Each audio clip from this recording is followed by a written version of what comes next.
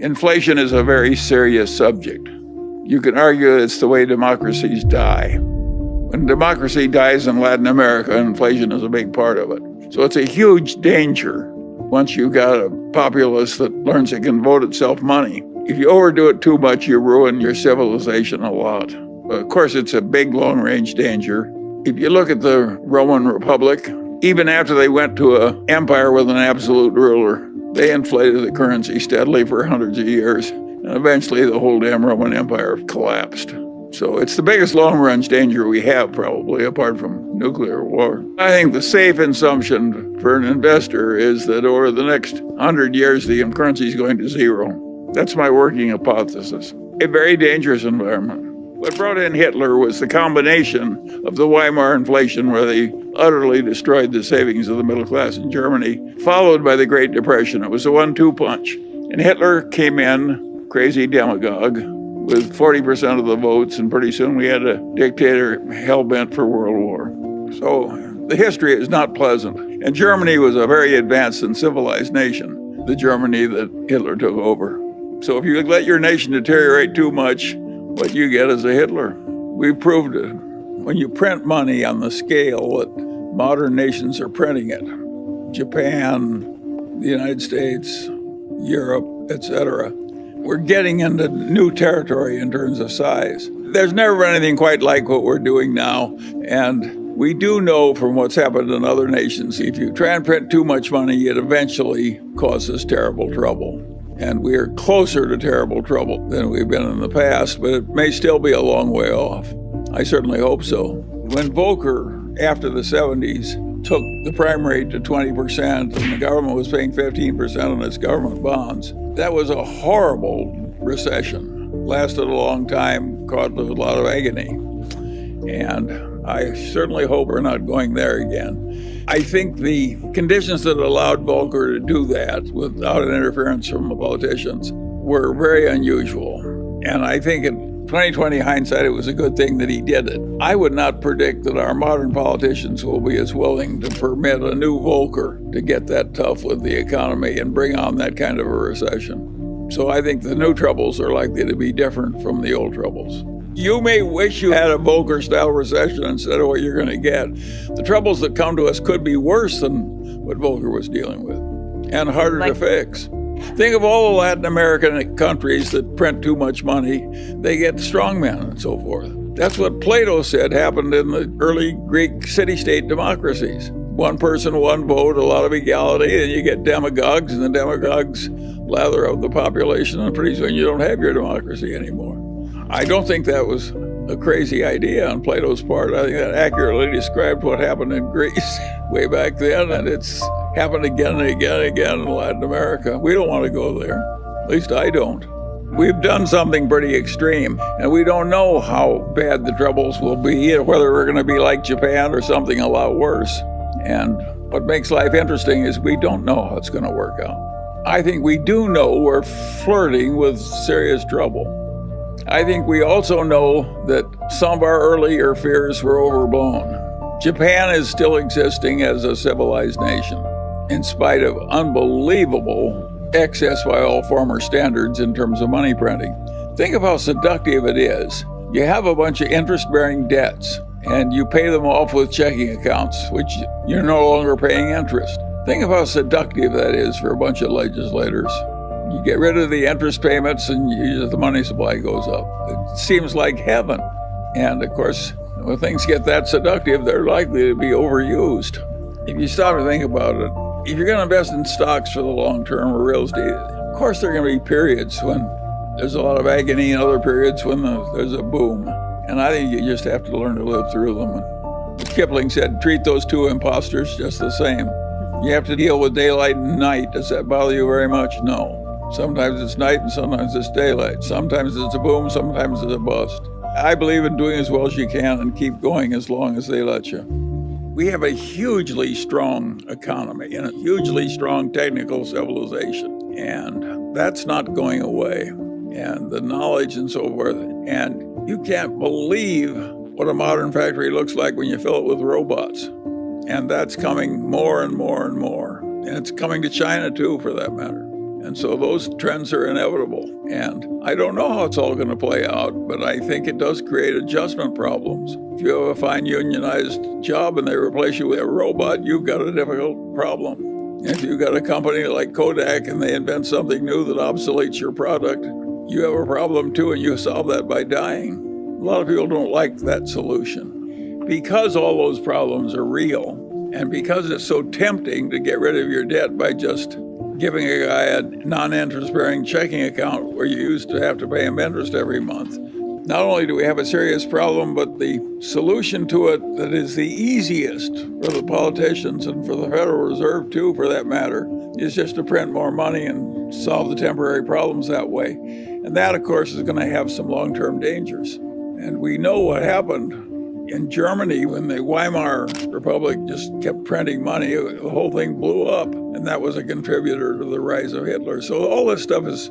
dangerous and serious, and we don't want to have a bunch of politicians just doing whatever is easy on the theory that it didn't hurt us last time, so we can double it and do it one more time, and then we double it again and so forth. We know what happens on that everlasting doubling. You will have a very different government if you keep doing that enough. You're flirting with danger somewhere, unless there's some discipline in the process. But I don't regard Japan as in some terrible danger. They've done a huge amount of this and gotten by with it. I don't think we'll be as good at handling our problems as Japan is. In my whole adult life, I've never hoarded cash waiting for better conditions. I've just invested in the best thing I could find, and I don't think I'm going to change now. And the Daily Journal's used up its cash. Now, Berkshire has excess cash, quite a bit of excess cash. But it's not doing that because it thinks it knows how to time investments. It just can't find anything it can stand buying. So we don't have a solution to your problem. We're just coping with it as I've described. The reason we're not buying this, we can't buy anything at prices we're willing to pay. It's just that simple.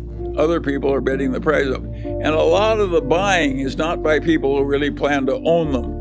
A lot of it is fee-driven buying. Private equity buys things so they can have more fees by having more things under management. Of course, it's a lot easier to buy something you use somebody else's money. We're using our own money, or at least that's the way we think of it. The shareholders who are worried about the future because it looks complicated and difficult and they're hazard, I want to say to them what my old torts professor said to me, Charlie. He'd say, Charlie, tell me what your problem is and I'll try and make it more difficult for you. And he did me a favor by treating me that way. And I'm just repeating his favor to you. When you're thinking the thoughts you're doing, at least you're thinking in the right direction. You're worried about the right things.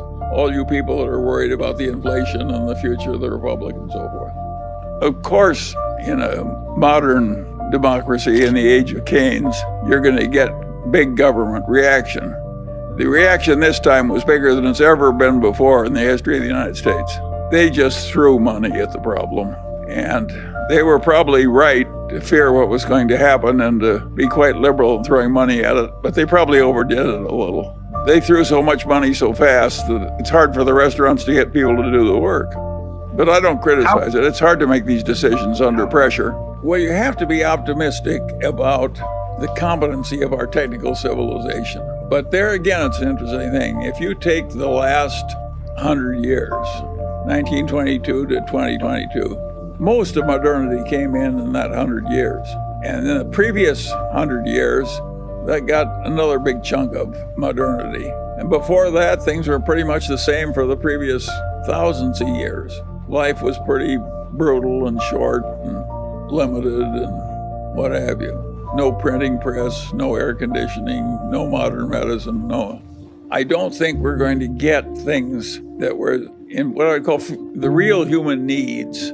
Think of what it meant to get, say, first you got the steam engine, the steamship, the railroad, and a little bit of improvement in farming and a little bit of improvement in plumbing. That's what you got the 100 years that ended in 1922. The next 100 years gave us widely distributed electricity, modern medicine, the automobile, the airplane, the records, the movies, the air conditioning in the South.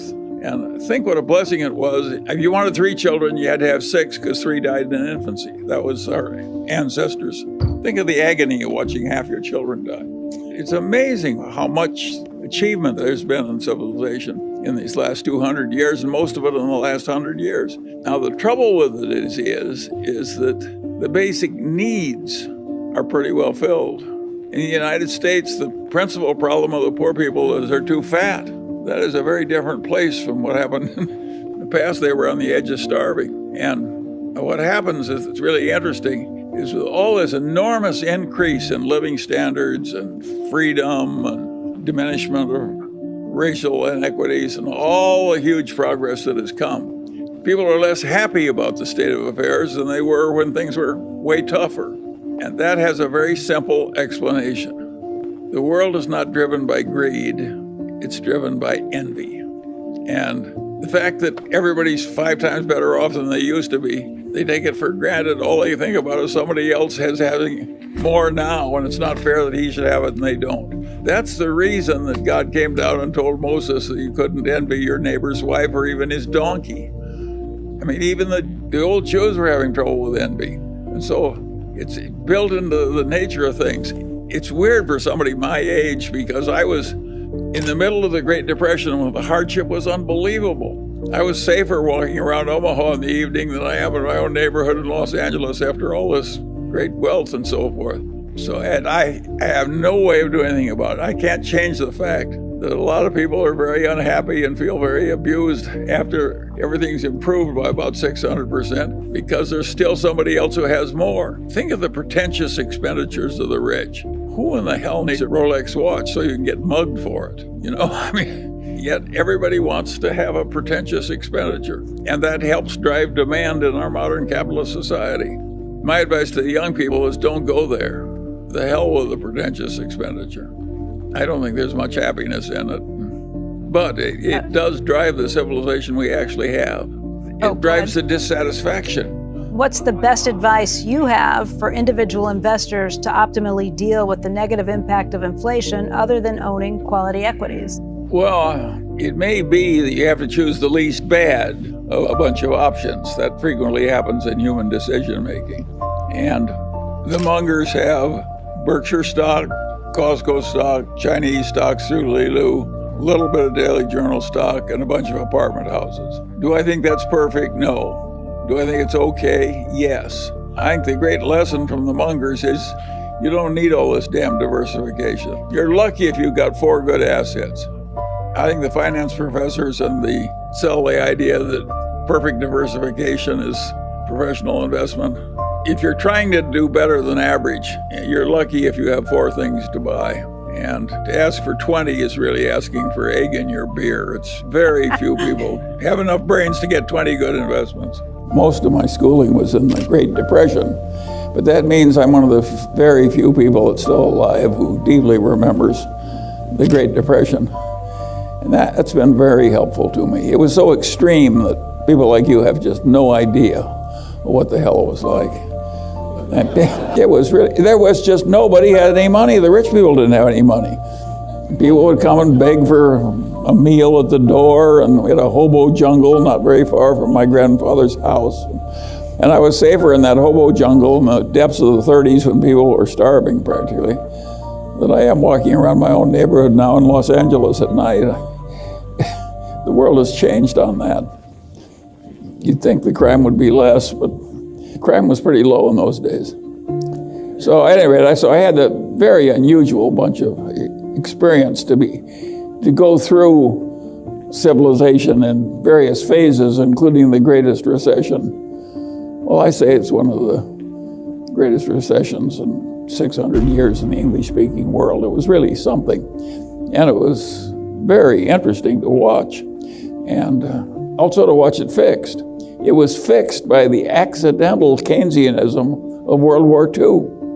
Very interesting. And Hitler had fixed the Great Depression in Germany by the deliberate Keynesianism, but he wasn't doing it to stimulate the economy. He wanted to get even with all the people he hated, but he borrowed all this money and created all these armaments. And Hitler's Germany by 1939 was the strongest economic power in Europe, and nobody else was close. And you wouldn't understand that as well as I do. If you hadn't lived through it, you just could see the place gaining traction. More and more and more and more, and pretty soon it was fixed. And in those days, there were all kinds of people. Most of my family, they believed in hard money based on gold and not much welfare and so on and so on. So that I was raised among fairly backward people by modern standards. But they were backward in kind of a self-reliant way that I think was helpful. I've never regretted that I wasn't raised in a more liberal establishment. I had a liberal aunt. She was my mother's cousin, but she was the second lady dean at the University of Chicago. And she'd done her thesis on the conditions in the coal mines. And of course she was a screaming leftist. I would be a screaming leftist if I observed the way the coal miners of yesteryear were treated. You couldn't be a human being with any decency in you without feeling that it was deeply improper to have the misery that great and have it manipulated for the benefit of the mine owners and so forth. But she sent me all these left-wing books, one every Christmas, and I always thought she was a little nuts. Which shows that if sometimes the very vivid extreme evidence misleads you on the deeper reality, you got to be a guard on that, against that all your life. In fact, the whole trick in life is to get so that your own brain doesn't mislead you. And I have found that just a lifelong fun game. And I can't remember a time I wasn't doing it. I was not a prodigy or anything like that, but I was a prodigy in having adult interests. I was interested in what worked and what didn't and why. And I could see that very eminent people that I loved and revered were nuts in some ways, and I would decide, well, I certainly like Dr. Davis, but he's a little nutty in one way, and I'm not going to be like that. Yeah, so I was very judgmental, and I think that helped me.